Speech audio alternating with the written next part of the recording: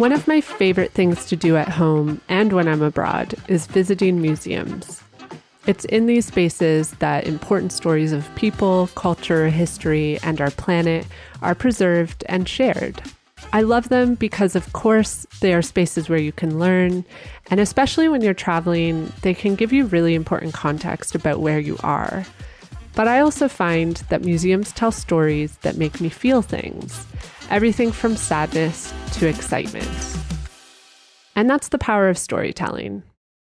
Today, we're digging into museums with María Elena Ortiz. She's the curator at the Modern Art Museum of Fort Worth. We chat about the history of museums, and we're going to unpack the colonial undertones that they sometimes have. And of course, we'll talk about the role of museums in tourism. Is this the first time that you've listened to Curious Tourism, the Responsible Travel podcast? If so, make sure that you've hit the follow button right now on Apple Podcasts, Spotify, or your favorite podcast app, because there is plenty more to come this season. If you want to get in touch with us, you can find us on Instagram at Curious Tourism Pod. You can DM us or email us anytime. All of our contact info is in the episode description.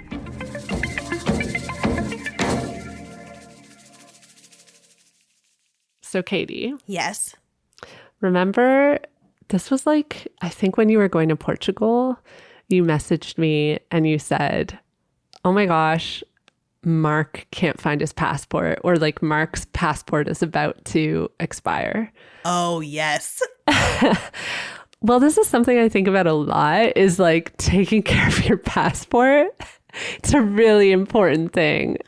I'm sorry, but have you seen those TikToks of somebody tracking how many times their dad looked for his passport while they're in the airport? And it was like something like 17 times where he's just patting his pockets and like placing it somewhere and then pats his pockets and can't find it again. It's like the overdoing of trying to track your passport while you're in the airport and then just completely forgetting where you put it because you were being too cautious about where you put it. That's me every time. I'm the airport dad. I hold both passports. Yes. Okay. This is a good couples question, actually, because Luke and I don't do that. Luke and I are very like, we hold on to our own things, because if you ever get separated, not good. It's true. Because Luke and I are always like, okay, what if like one of us messes up and like loses like both the passports, then we're like mega screwed. But if we only lose one, we're still screwed, but less screwed. So we're always like, it's better to keep each on our own, because then we have better odds at like not having a disaster. This is definitely the smarter option. I think I just took on that role because I am more experienced traveler than Mark is, and because he just tends to lose things. So I think I just like took on that role, whether or not he liked it. But he's a grown man. He can hold on to his own passport. You know what? Yeah. This is what I'm doing in the future. I am no longer holding on to both of our passports. I like to think I'm pretty good with my passport, although I have left it behind in a room before. I'm pretty sure I've talked about this on the show before, but I left my passport in a pillowcase in a Casa Particular, which is like a homestay in Trinidad, Cuba, and it was like a whole thing. We had to drive like hours back to get it. That was my one slip up, and I gotta say I've been really good since then. And it's only because you were putting it in an extra safe spot. I was like trying to obscure. Be safe. Yeah. It's actually a terrible hiding spot. Like that's where everyone hides things. Like don't do that. Not in the pillowcase. Okay, well, I brought this up because I saw a TikTok recently that I thought was really interesting. So let's cue it up so you can hear it. We don't have to listen to the whole thing. I just want you to get the gist of it. So I've just been rejected on my flight to Bali, and I'm currently stranded in the middle of Sydney Airport.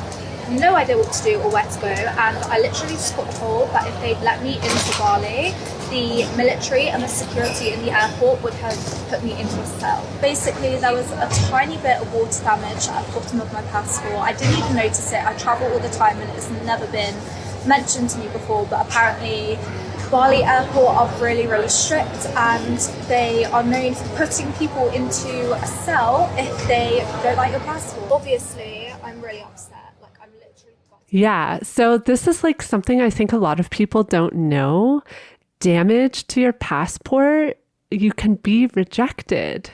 And I don't really like this video because she makes it sound like Bali is like the only place in the world where this happens, but it's actually like a thing all over the world.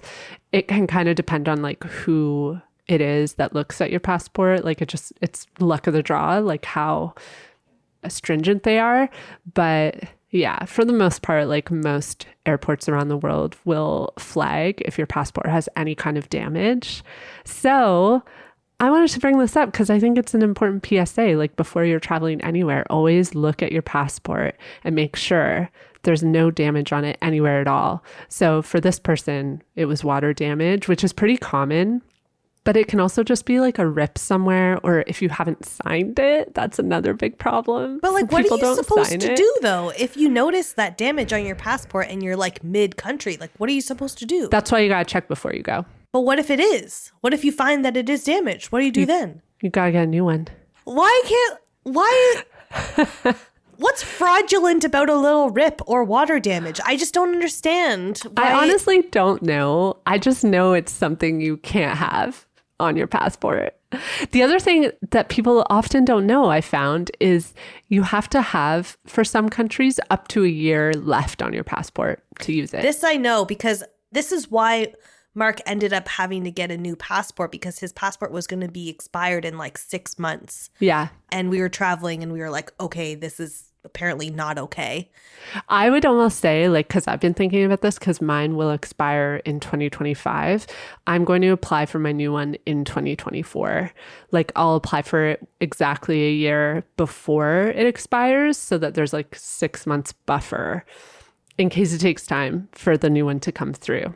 This is just like my big PSA about everyone. Go check your passport. Make sure that it's not ripped or water damaged. Make sure that there's at least 6 months left on it. But okay, we talked to Laurel in season 1, and her story was that her passport got like crazy damage, like completely ruined at a beach somewhere. What are you supposed to do? If you're abroad and it happens, you have to go to your consulate, like your country, your home consulate.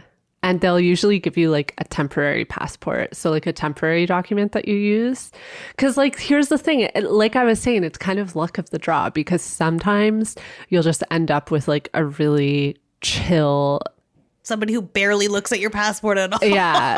Especially for people like white people are going to have a good chance. But like, you never know. So it's better to like not risk missing a flight over it and make sure that it's in good shape. Thank you for this lesson. Do you have any other passport horror stories? Officially freaked out. I don't have any passport horror stories other than my actual photo. Erin, let me just tell you, when I went to go get my passport photo taken, I got it taken at like a convenience store near my house when I lived in Toronto. And I went on a brisk November day just before work.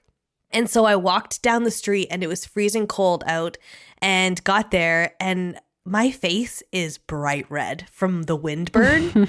Erin, when you see, I thought it was going to chill out. And I think I put like a little bit of makeup on and stuff so that it wouldn't be red, because I knew it might be a little red from walking outside.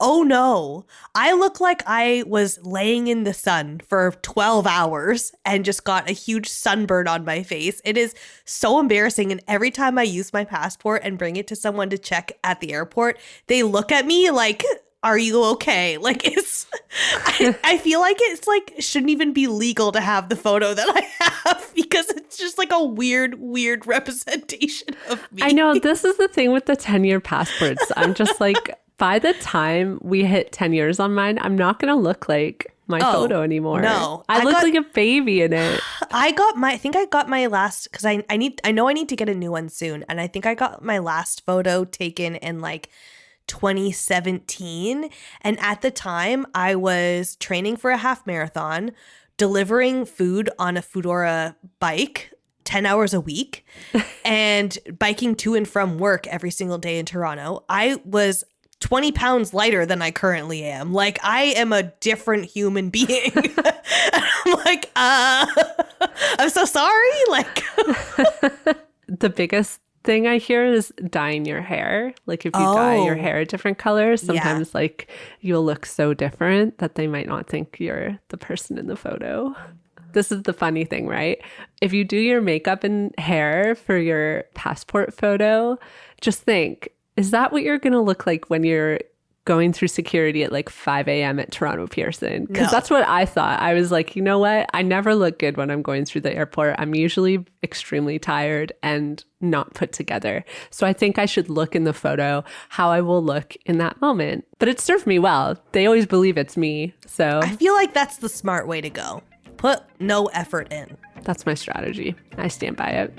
Okay, I think it's time we talk to Maria. Are you ready to talk all things museums because you're so obsessed? Yeah, let's do it. So yeah, to begin, Maria, could you tell me about your relationship with museums? Well, I'm excited to be here. Thank you for the invite. And like you, I really always enjoy going to museum as well. And really like looking at art and talking to artists and thinking about culture and society. I grew up in Puerto Rico and like I didn't know what a curator was or what that role is and what it all entails. A professor of mine suggested to me that I should go into museum work. I didn't know what it was. But at the time I was doing anthropology and art history, I was just very curious and very excited about what that could be. Because I already had like a lot of artist friends and would talk about art and would spend time talking and thinking about ideas. So it just felt like a natural thing for me to explore. Yeah. I want to ask you actually like how you would describe your work, like what a museum curator does. Because I do think there is like an air of mystery around this job. A lot of people like don't know what it entails. I do a little bit of everything. You know, sometimes I'm very sarcastic when I describe it to people. Like sometimes I feel like it's a cross between a politician and a car salesman. But I do a little bit of everything. So of course I do some of the most traditional stuff like writing, public speaking, donor cultivation, just a lot of travel. I do a lot of traveling for different aspects of my job.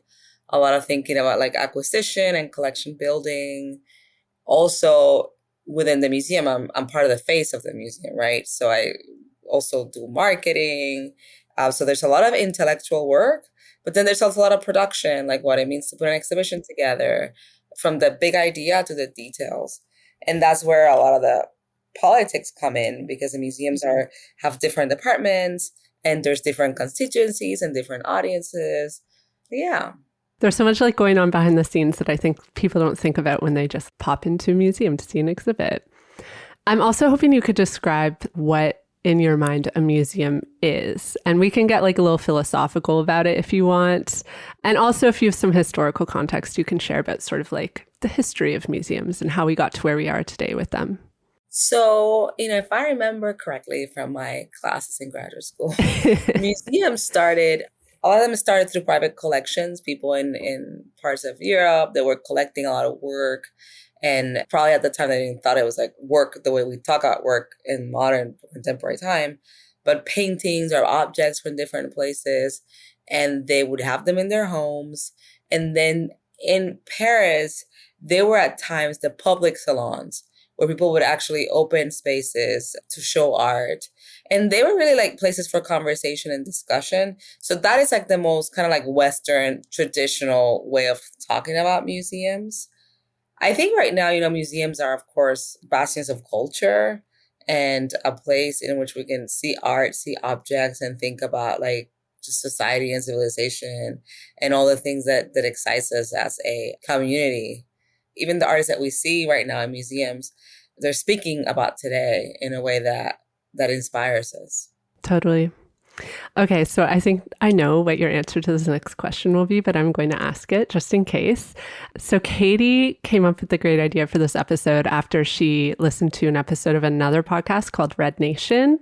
And the podcast episode was called We Are Not Dinosaurs. And in it, they talk about the Native Museum Industrial Complex. And coincidentally, they have a woman on, a guest named Elena Ortiz, who is not you, but she led us to finding you. And in that episode, they ask her, museums, are they cool or are they whack? And we would love to hear your thoughts on this. I would say some are cool and some are whack. You It's a know, mixture. like everything, like everything. Is that the answer you thought I was gonna say? Yeah, it is. Because some museums have made me very uncomfortable. I'm going to talk about one that did, and some I are would really love to cool. know. Which one? Okay, we can get into it.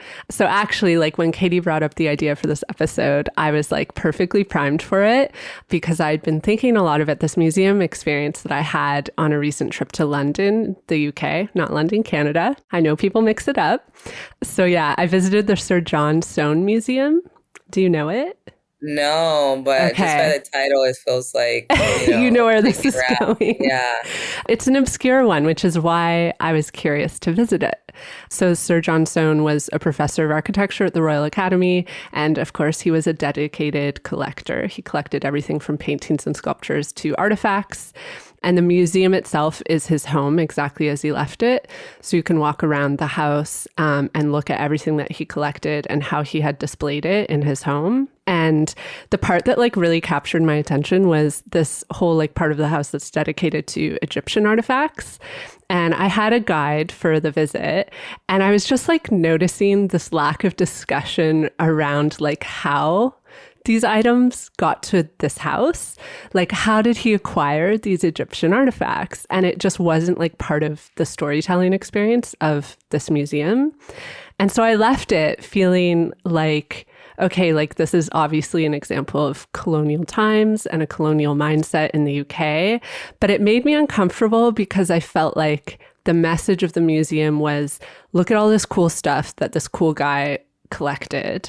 And I felt like there was an opportunity for there to be more meaningful messaging around like why he was able to collect these artifacts and like how they represent colonial power and like a colonial history in the UK. So yeah, honestly, I kind of left with an icky feeling. And I know that many museums have these legacies rooted in colonialism. Collections often come from like wealthy donors who benefited from empires. And so those artifacts were often taken without permission. So yeah, that was my most recent icky museum experience. But I'm curious, like, your thoughts on that. I think that like people often, like in my field, we forget that culture changes and the way we tell stories changes and should change too. So I work in art museums, and even there, like the way you talk about our history is very much thinking through a Western lens. So I think the challenge for our industry right now is to really rethink the way we tell stories and what are the stories that we have not told that are part of that narrative, because I'm sure that those objects that were in that museum were part of a very rich context at a given culture. Like, what about the people that were there and used those objects? Like, I would like to know more about that. So I agree with you that it is problematic to just say one part of the story and then ignore everything else that surrounds and gives more richness to those objects. It's a tough question because going to museums like that, I know the British Museum is another one that gets like a lot of flack for its colonial history. Do you have ideas on like how museums can rectify this today? Like as we acknowledge history more and more, what can museums be doing to sort of shift the way they storytell? Like what actions should be taken in these spaces? Well, I think that first of all, they should like bring that into awareness, right? And acknowledge it, which I think is sometimes the hardest step. And then they should hire curators and engage board members that are interested in telling those stories. You'll be surprised the wonders that it does to, like, I'll give you an example. You have an art museum that has never had a curator of color within those institutions. And museums like that, it's very likely that their collections of different types of artworks of artists of color, Black artists, Native artists, are quite low in terms of holdings. But once you bring somebody that has the background on that knowledge and on all that's work, that's going to just enrich the exhibition program, enrich the museum. I would start small. Like I think that sometimes it can get overwhelming to think, oh, we need to like deaccession everything or just return all these objects to the people that like originally owned these works. I think that by just starting small baby steps, small goals, that include different ways of storytelling and different ways of thinking out this material, and recontextualizing it will eventually lead us to better, more equity. Yeah, it's an interesting point you bring up about like representation, because that's something we talk about a lot on this show, about like diverse representation in travel media and like how much it's lacking. And to be honest, I never thought about it in the context of like a field like museum curation. How diverse are curators these days? Like, is it really white? It is a very white field, yeah. There's some, groups that are more organized than others, like at least here in the US where I'm at. I think there's more growth in part of the African-American dialogue in terms of curatorial. Certainly the Latin American or the Latinx, even though it's very rich and is very powerful in its own right, still probably needs more representation in museums, especially positions of leadership, and mainly because of the population too. Latinos in this country are the biggest minority. So, but yet they're probably one of the groups that are the least represented in museums, collections, exhibitions, and definitely staff. It's definitely an area of growth. Yeah. And I guess another option potentially would be like to hire people for consult for situations like this. Like say they don't have a curator on the team behind an exhibit who like can personally identify with the story that's being told. Do museums ever like think, oh, let's hire someone from the community to come in and like give us consult on how to tell this story in an ethical way? They do. That's a step, right? And I think often it's the first step. That consultant most likely is going to tell them you need to hire somebody to develop this. Like right now, I'm actually doing that for another museum here in Detroit. And it's just a week of work. And that's it. I think I'm going to, of course, be a resource. And it speaks very highly of the institution that they are doing this type of work. But at the same time, eventually they need to hire roles that can be dedicated for those positions. Because curators, we build backbones. So for example, before working at my current museum, I was working at another museum in Miami. And now I'm working at the María Museum of Fort Worth in Texas. And before I was at the Person Museum in Miami, there at the PAM, I built a really strong kind of African diasporic, Latinx, Latin American collection.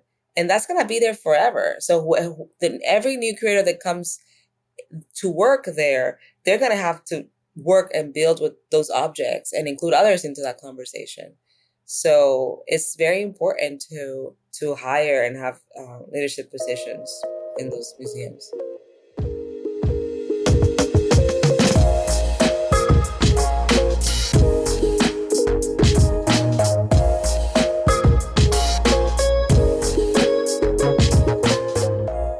I wanted to touch more on the storytelling aspect because a museum that does it really well is here in Toronto. It's called the Aga Khan Museum. It's a fantastic museum. If you're ever here, you got to go. What are like the modes in which museums create this story? Because I think like everyone thinks it just has to do with like the plaques that you read. But are there more elements involved in like communicating a story to someone who's visiting?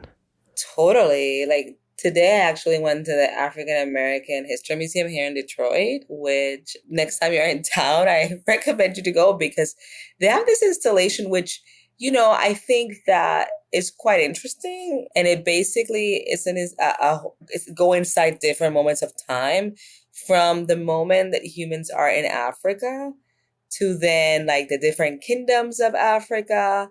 And then the European settlers come. It's quite bizarre because you kind of walk into the boats where they were taking the enslaved people, and then you walk into this place where you're in America being sold as cargo. And then you end up in the 2000s with like American politics of like Jesse Jackson and others. So they're really saying that, they're narrating a very specific narrative of just, a history of Blackness in the US. So that's an example of storytelling for sure.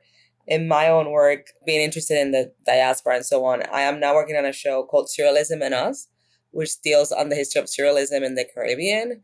And it kind of asks, it's framed under this question, like what happens if you would think about surrealism, instead of starting in Europe, starting first in the Caribbean, then going to Europe, and then going to the US.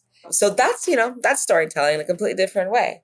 Oh, I love that. When and where will this exhibit be happening? That's going to open at the Modern in Fort Worth in March of next year till July. Amazing. So come and visit. Yeah, so I wanted to talk a bit more about artifacts that we see in museums. I do think actually in recent years, I've noticed like more public discussion around this stuff, especially like colonial artifacts that we see in especially European museums.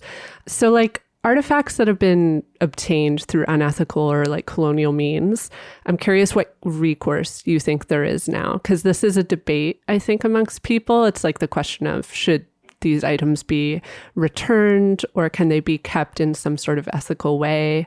How do you think museums should be approaching this? And what's the best way nowadays for museums to be sourcing their artifacts and their art? I think it's good to know where you got it from and who and how. I mean, I think that for places like the British Museum or even big like the National Gallery in the US, like those museums that are quite encyclopedic, that do have a lot of objects that who knows how they came from their original places. They have bigger questions to address. Who owns them? Who are they for? Sometimes those objects were not meant to be handled the way they've been handled in museums. So it's a tricky conversation. I mean, some museums are returning some of the objects, others aren't. So I guess it depends a lot on the politics of a given institution. For example, the headdress of Montezuma, that big headdress is actually in Austria. I lived in Mexico City, and it's bizarre to me that such an iconic object that represents so much for Mexican culture is in Austria. And, I don't know, but I doubt that that they want to give it back. But should it be in Mexico? Probably, yeah. And that's the other part that is complicated, that a lot of when these objects are taken from their context to another place, being in Europe, the US, Canada, maybe even, they are ignoring the fact that the communities and cultures that use or made those objects have been eradicated from Earth. And that's a problem I see often in those more historical museums, that they show these cultures as if they don't exist, as if they're not at the current time living. Like I remember the first time I heard Mayan spoken was when I was waiting tables at a restaurant in Houston, because some of the waiters were actually Mayan descendants, from Guatemala. That type of ignorance, it's dangerous or it's problematic. Yeah, your mention of that reminds me of I'm going to butcher the pronunciation of this, the Kohinoor diamond. It's in the UK now, and it came from India during the British Empire. And apparently India has been asking for it back and they're being denied. And it's this question of like, well, it was stolen, like, should it not be returned, and does it not belong in the place that it came from? Which actually makes me think a lot about sort of like the experience of someone visiting a museum to see the headdress like in Austria. It's sort of out of context in a setting sense. Like to me, it would make more sense to travel to Mexico to see it. And I also wonder like if it is a disservice to Mexico's tourism industry, because people I'm sure travel to go and see it. And then for it to be in Austria, it's like, well, shouldn't people travel to Mexico to see it like in its home context? I don't know. This is kind of like a question too, because I understand that like people local in Austria might want to see these things as well. I don't know. It's difficult. Well, luckily Mexico is an amazing country, and there's so many things to do there. There's lots of reasons to go. Yeah, there's so many reasons to go to Mexico and Mexico has taken a lot of measures with their objects. So for example, Frida Kahlo. A lot of the work by Frida Kahlo, you cannot see it unless you're in Mexico. Like they don't loan, like the things that are considered national heritage, because people steal them till this day, they just don't loan them. And I guess that's what I'm saying, right? Like to see Frida Kahlo's work, like, and I went and I saw it in Mexico City. It was incredible. I know people who've traveled to Mexico City for that reason, like to go to that museum. Does Mexico not deserve the right to like hold that art and make it a reason for people to come visit? I mean, I think it does. I think it does hold the right to hold that object. It's in direct contact to that history. And maybe that's a good way to think about it. Like like in your level of proximity, who's the closest to that object and has kind of primary understanding of what it is. And that should be the people that should have it. Mm-hmm. And then this brings me to like another question, which is, as a museum goer, are there museums that you would say like are unethical to visit or irresponsible to visit? Like, is this something that museum goers should be thinking about? I think that there are some museums that I might be less interested in going, for example, and the thing is that a museum can be of anything, right? So there are some museums that just, they just present one point of view of what creation is, to give a sense, or of what a particular culture should be. And that, to me, probably I'm less interested in that type of story. And there were times where there were museums that were promoting stereotypes. And I, as a museum goer, I'm not interested in a museum that may call themselves an international museum and only shows one perspective. Because I'm very curious. So I do like learning about different ideas, different cultures. Yeah. So I guess like one way to figure that out, because it's always hard to know, right? Like, I guess there's some clues you can dig around the website to figure out like what the vibe of a museum will be. But Katie and I always talk about like going to the reviews as well. We love leaving reviews. So maybe it's worth it for people to leave reviews if they find like, oh, this museum had a really like biased story. Or like, that's what I walked away with. Like, maybe leave it in the reviews. Are museums checking their reviews? I check the reviews. Yeah. I do. I mean, something we take with a grain of salt. Yeah. But we definitely check the reviews for sure. Yeah. Yeah. I also wanted to ask a bit more about modern museum culture and like if you're noticing as a curator any shifts in the approaches that like new museums are taking, how they might be approaching curation differently to try to sort of like decolonize the practice. I think that, there's definitely a desire to diversify more. They also try to hire, more diverse curators, people from different backgrounds, not all, but some. So that is a shift that I'm seeing. I think also there's a desire to reconsider the way we tell history. If we go into a very linear way of talking about art, like, okay, this is what happened in the 1960s and minimalism and all this kind of basic traditional Western canon notions, then that leaves very little opportunity to include others because people that may not be of a particular background do not follow that kind of traditional lineage narrative that has been so well documented and recorded in like kind of the mainstream kind of culture, right? But we'll see what stays because this is very normal in museums. Like there's waves of like, let's talk about the other and let's all be kind of Shangri-La about it. And then there's ways of more conservative moments. So, and museums are within themselves very conservative. So it's really hard, even though these impulses are happening, like to see a big shift, that's gonna take a while. Okay, what about like the nitty gritty of being a curator? Like, how do you find the individual pieces? Like, do you know a guy? I know a couple of guys, a couple of girls, and a couple of non-gender conforming people. Different ways. Sometimes I find art through the other artist. I travel, so I'm constantly looking at art, constantly looking at exhibitions. I also go a lot to art fairs. So how do I find artists? By constantly looking at art, really, in different modes, being in my phone, being in real life, like in places. Ugh, your life just sounds so fun. Just you curate all these amazing exhibitions. You get to travel around the world and hang out with really cool artists. Like this sounds really amazing. This sounds like an amazing career. Yeah, it sounds glamorous, right? But it's you're dealing with different types of personalities. I'll say that. And, nothing is perfect. Like the art world is one of the most deregulated spaces in the world.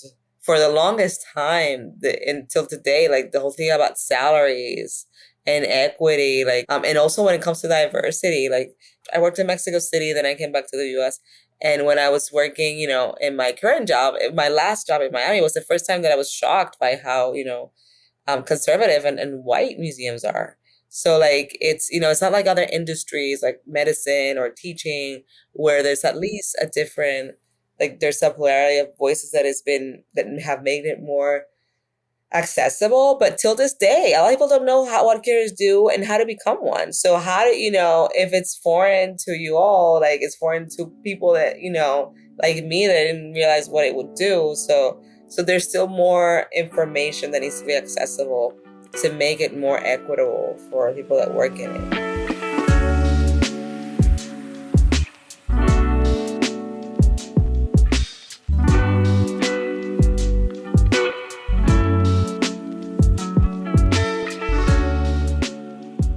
I have a silly question now that just popped into my head. I'm just curious what you'll think about this. There's a lot of movies about really expensive art being stolen. Is this really a thing? Does this really happen a lot? It happens. It goes to somebody that wants to buy it, Like a private collector who just like hides it away? Because I'm just like, wouldn't someone recognize this? It's like a famous piece of art. Well, yes. So people do get caught, and sometimes people may buy it and they might not know. And that happens often also. That happens more and more now with artifacts, that somebody would buy it and then it gets to auction and it gets somewhere that is more public, and then they have to return it. And that actually, there was a work once that we were looking at by a really well-known artist, very hard to get. And we were going to buy it, but then we had to run it by the estate of the artist. And they were like, we have no account of this artwork. It's definitely his, but we need to, that needs to come to us first. Like that's not, so there was a lot of questions in terms of how that object was circulating. And the other thing that's very common is falsification. Like I used to work at the Sala de Arte Público Siqueiros in Mexico City, which is the old studio house of David Alfaro Siqueiros. So if you know the muralists, there's Diego Rivera, Orozco, and Siqueiros. And Siqueiros, the museum was beautiful because my office was full of his murals, but he was also known as one of the big, like he falsified a lot of his work. Like sometimes he would have workers that he would pay them with work. So the worker would paint the painting and then he would sign it, but it wasn't his painting. Oh. So there's a lot of false Siqueiros running in the market, and and that's another one, like the false. Basquiat is another big one, which I don't know if you guys saw recently in Florida. There was a show of Basquiat that it was a bunch of false. It's funny. It's almost like there's ghostwriters for artists. I've actually read about this before. I think I was reading about some of the like famous Dutch artists that they had like people that they would hire, and they were actually training them, and they would end up painting like parts of these paintings that we now like see in the Rijksmuseum. But it was more of like, I'm mentoring you. So like, you're going to help me paint this painting that's going to take 6 months. Interesting. Katie's like free labor. Yeah. It's wild, especially because some of these objects, like they trade in the art market for very high prices. Mm-hmm. So if, let's imagine I'm this wealthy woman who can collect this amazing Basquiat, and then I want to sell it, and then somebody tell me it's fake, that's I'll be pretty annoyed. Okay, here's a question for you. As you got into the world of art curation, were you ever influenced by the one and only Sex and the City's Charlotte York? No. Very predictable answer. Yeah, no, it's completely, I have to admit that I haven't watched Sex and the City in a long time. Okay, thank you so much for entertaining that question. No. Okay, Erin, over to you. I've never been asked that question, so thank you for offering me a new experience. We are truly journalists. We've just gone completely off script because you're just like bringing up so many questions for both of us, clearly. I have one more that actually I didn't write to you in advance, but you might have some thoughts on it. And it's related to something that I've talked about on this show a lot, which is that I really love going to cities where museums are free. I love it because obviously it's free, but I also like it for that reason because you can just sort of go in and out as you feel. Because sometimes when I go to a museum here in Toronto, it's like notoriously expensive to go to a museum. And so I always feel this sort of pressure to like, okay, I'm going to spend like 6 hours, be completely exhausted by the time I leave. And sometimes it detracts from the experience because I feel like I'm just trying to like consume as much of that museum as I can in one visit. Whereas like, for example, when I was in Dublin, all the museums are free. So I would just every day sort of pop into one for an hour, go to a different section. And it felt like I was having a more meaningful experience because it wasn't like rushed. There was no pressure on it. But then I was wondering, because I guess when museums are free, it means they're being publicly funded.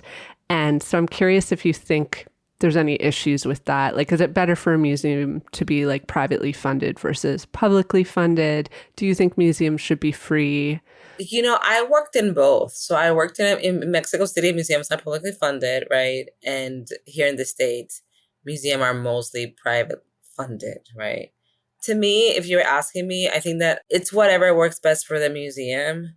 So, for example, there are museums that, you know, when you have a mix of funds, it's really great because there's more checks and balances, I guess. So there's, you know, partly public, partly private. You know, some challenges when I worked in Mexico in terms of museums was that we never had like, our budget was determined by the state and the election. So if you had a president which wanted to dedicate funding to another industry, then of course you would suffer, the museums would suffer. And there wasn't necessarily at that time, I cannot speak for today, but at that time, you know, there was more to do with the philanthropic culture. So I think that it depends because at the same time, you could argue that if a museum is privately funded and there's endowment set up for it, then perhaps you have more intellectual freedom. But which happens a lot in the US, because everything is private, then the boards become very important. And often they might have say on what you show in exhibitions and the type of artists that you work with. I'll say this, though, in terms of the free entrance question, that's independent of public or private, because you could get a donor, even in a private organization, to pay for having the museum for free. Because at the end of the day, admission within a museum's overall budget might not be a big ticket item. It's not like salaries, right? Or the electricity bill. So like I don't think that like that entrance question is a public private question. It's more about like if there's funds that can cover that cost. And if the philosophy and vision of the leader of the museum or the board or whatever finds that as an important mandate to adhere to. And a lot of it is also cultural. Like here in the US, a lot of museum tickets have been going up. And I think that there's some places in New York like that it's $30 to go into a museum. And I would argue that in the US there's a certain value to paying for stuff. And I find interesting that what you mentioned about committing to time, because I think that often what all people feel is also anxiety. Like, for example, Jamie Holmes, he talks about how anxious he was the first time he went to a museum. He didn't know what to wear. For somebody that might not be as accustomed to going to a museum, doesn't know how to wear it, it just creates more distance, right? And I think that's a problem, especially like with modern art and art museums, which is where I work. Yeah, it's almost like, I might be totally wrong, but there is this sort of like air of, I don't know, like high culture. I hate that phrase, but around museums where I think like they might not feel like safe and accessible places to all people. But they're fun places too, like to kind of just look at things and to just be amazed by what a human hand can do or a mind can do. Mm-hmm. So I certainly, if you don't know what to wear, you don't know what to do, just wear whatever. Nobody cares. No one's looking at you. They're looking at the art. Well, the guards might be looking at you. Yeah, that's true. You don't need to care about what they're doing. Okay, so you're obviously an avid museum goer. Can you tell me about one of the most meaningful museum visits you've had? There's so many. I'll just say one that I had this week. So I went to the Detroit Institute of the Arts, and there they have perhaps like the best Diego Rivera mural that he did in the States. If you saw the Frida movie, I think there's scenes of him making it. It's in the middle of the courtyard and is this mural where it's about, he was commissioned by the director of the museum, and the mural was paid by Ford during the height of like the auto industry in Detroit, in the US. And I believe that when he started, there were protests going around because of workers' rights. And then also the Depression was starting. So he's kind of extrapolating like these different moments about industry and civilization. And the mural looks like beautiful. Like it was done yesterday. And you just walk in there and you just get completely, taken by this piece of art that it was done almost 100 years ago, but it feels so contemporary. But there's other museums that I recommend. I mean, there's a great museum, I think, in almost in every part of the world. What would you say to people who say museums are boring?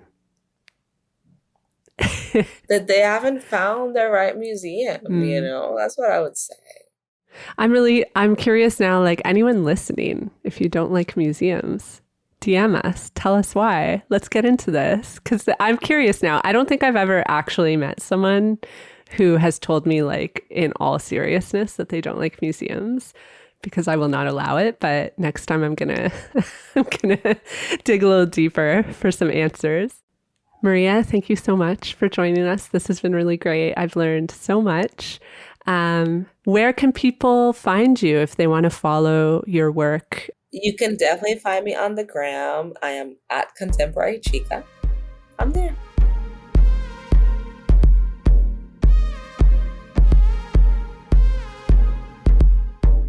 Thanks for listening to the show. If you enjoyed this episode, don't forget to share it with a fellow traveler.